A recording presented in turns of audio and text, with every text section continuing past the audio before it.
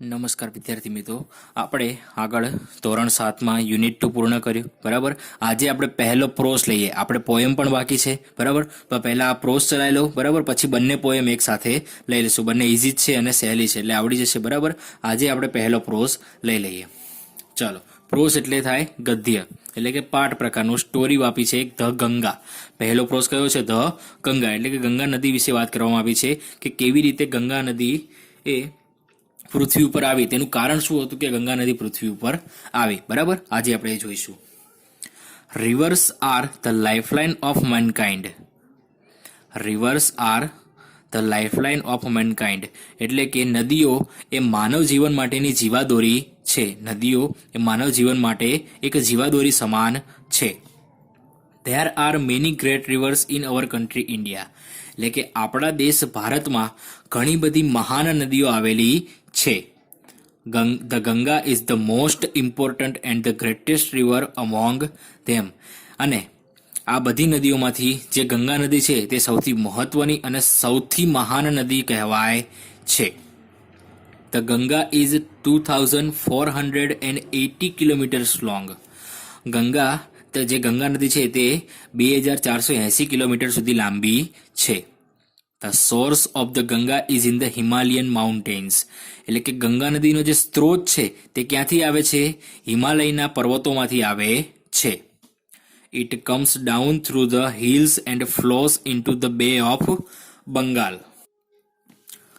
It comes down through the hills and flows into the bay of Bengal, એટલે કે જે ગંગા નદી છે તે પર્વતોમાંથી નીચે ઉતરીને બંગાળાની ખાડીમાં વહે છે. બે ઓફ બંગાળ એટલે બંગાળાની ખાડી. તે પર્વતોમાંથી નીચે ઉતરીને બંગાળની ખાડીમાં વહે છે. The Ganga is A Holi river. Ganga એક પવિત્ર નદી છે. ગંગા એક પવિત્ર નદી છે.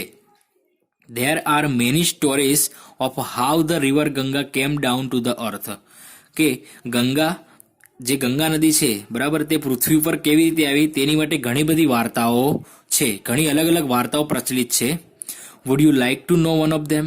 શું તમે તેનામાંથી કોઈ પણ એક વાર્તા સાંભળવા માગશો? તો ચલો આજે એ વાર્તા આપણે જોઈએ. લોંગ એગો, લાંબા સમય પહેલા, ધેર વોઝ અ કિંગ, એક રાજા હતો. હિઝ નેમ વોઝ સાગરા, તેનું નામ શું હતું? સાગર હતું. તેનું નામ સાગર હતું.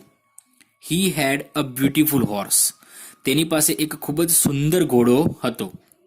He wanted to give his horse as a present to the gods, તે પોતાનો આ ઘોડો એ દેવતાઓને ભેટ તરીકે આપવા માંગતા હતા.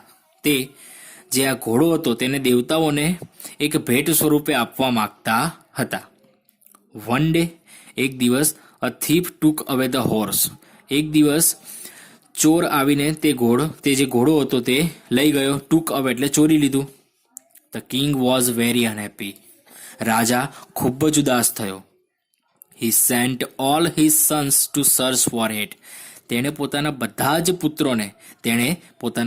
પુત્રોને તે ઘોડાની શોધમાં મોકલ્યા.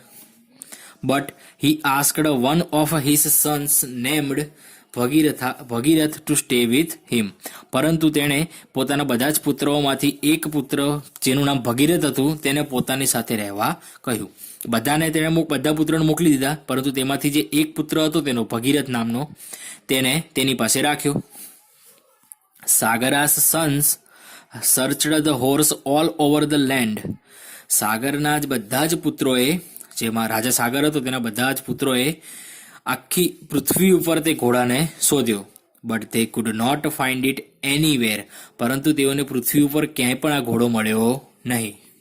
So they decided to search it inside the earth, તેથી તેમણે શું નક્કી કર્યું? આ જે ઘોડો છે તેને પૃથ્વીના પેટાળમાં શોધવાનું નક્કી કર્યું. They dug a deep hole, તેમણે એક ખૂબ જ ઊંડો ખાડો ખોદ્યો. At last they came to a great sea, આખરે તેઓ એક મહાન સમુદ્ર પાસે આવ્યા. There they saw a very old man, ત્યાં તેમણે એક વૃદ્ધ વ્યક્તિ એટલે કે વૃદ્ધ માણસ જોયો. સાગરા Sons disturbed that old man, રાજા સાગરના પુત્રોએ તે વૃદ્ધ માણસને ખલેલ પહોંચાડી, તે તપસ્યા કરતો હતો તેમાં તેને ખલેલ પહોંચાડી. સો હી બીકેમ વેરી એંગ્રી, તેથી જે વૃદ્ધ વ્યક્તિ હતો તે ખૂબ જ ગુસ્સે થયો. He became so angry that he burnt Sagara's all sons to ashes, તે એટલો બધો ગુસ્સે થયો કે તેણે સાગરના બધા પુત્રોને બાળીને રાખમાં ફેરવી દીધા, તેમને ભસ્મ કરી દીધા. Now only the water of the Ganga could give them a new life, હવે માત્ર નદીનું પાણી જે હતું એ જ તે બધા પુત્રોને એક નવું જીવન આપી શકે તેમ હતું. પણ એટ ધેટ ટાઈમ, એટલે કે તે સમયે, the Ganga was not on the earth, Ganga નદી એ પૃથ્વી ઉપર હતી નહીં. She was in the heaven, તેઓ ક્યાં હતા? સ્વર્ગમાં હતા. ગંગા માતા ક્યાં હતા? સ્વર્ગમાં હતા. Bhagirath was alone at home, Bhagirath ઘરમાં એકલો હતો. He prayed to the river Ganga to come down on the earth and bring his brothers to life again. He prayed to the river Ganga to come down on the earth and bring his brothers to life again, તેણે ગંગા નદીને એટલે ગંગા માતાને પ્રાર્થના કરી કે તેઓ પૃથ્વી ઉપર આવીને વહે અને તેના જે બધા ભાઈઓ છે તે બધાને શું? નવું જીવન આપે. The Ganga was happy to B on the earth, Ganga માતા હતા, તેમણે પૃથ્વી પર આવે તેનાથી તે ખુશ હતા. But she was afraid that, પણ તેઓને એવો ભય હતો કે her fall from heaven to earth would break the earth. Ganga માટે રાજી તો હતા પૃથ્વી પર આવવા માટે, બરાબર, પણ તેમને એવી બીક હતી, એવો ભય હતો. શું હતો? કે જો તે પૃથ્વી ઉપર પડશે, ક્યાંથી? સ્વર્ગમાંથી પૃથ્વી ઉપર પડશે તો તે પૃથ્વીના બે ભાગ કરી દેશે, પૃથ્વીના કટકા ખાઈ જશે. Bhagirath requested lord Shiva to held the Ganga, Bhagirath requested lord Shiva to held the Ganga, એટલે કે ભગીરથે ભગવાન શિવને ગંગા માતાની મદદ કરવા માટે વિનંતી કરી. લોર્ડ શિવા અગ્રેડ, ભગવાન શિવ સહમત થયા, તેમણે હા પાડી. He asked the Ganga to flow down to earth through his long hair, તેમણે ગંગાને પૃથ્વી સુધી વહેવા માટે પોતાના જે લાંબા વાળ છે તેમાંથી વહેવા માટે કહ્યું. ઇન ધીસ વે, આવી રીતે, the Ganga could come down gently to the earth, એટલે ગંગા માતા ખૂબ જ શાંતિથી પૃથ્વી ઉપર આવી ગયા. The Ganga flowed over the ash of Sagara sons and they all came to life again, એ ગંગા નદીનું જે પાણી હતું તે સાગરના જે પુત્રોની રાખ હતી તેના ઉપરથી વહ્યું અને તેઓ પાછા ફરીથી જીવિત થઈ ગયા. ફરીથી તેઓ બધા જીવતા થઈ ગયા. ક્યારે? જ્યારે ગંગા નદીનું પાણી તેમની સાગરના જે પુત્રો બળી ગયા હતા તેમની રાખ ઉપરથી વહ્યું અને તેઓ બધા જ ફરીથી જીવિત થઈ ગયા. Bhagirath prayed the Ganga to flow on the earth, ભગીરથે ગંગા માતાને પૃથ્વી પર વહેવા માટે પ્રાર્થના કરી હતી. So she is also known as Bhagirathi, તેથી તેમને ભગીરથી તરીકે પણ ઓળખવામાં આવે છે. બરાબર.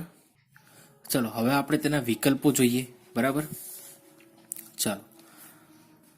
ધ ગંગાસ સોર્સ ઇઝ ખાલી જગ્યા, કે ગંગા નદીનું ઉગમ સ્થાન એટલે કે સ્ત્રોત ક્યાંથી વહે છે તો લખવાનું high up in the Himalayan mountains, એટલે કે હિમાલયના ઊંચા પર્વતોમાંથી. બરાબર. ચલો બીજું, the angry old man burnt ખાલી જગ્યા તો લખવાનું ઓલ ધ કિંગ્સ સન્સ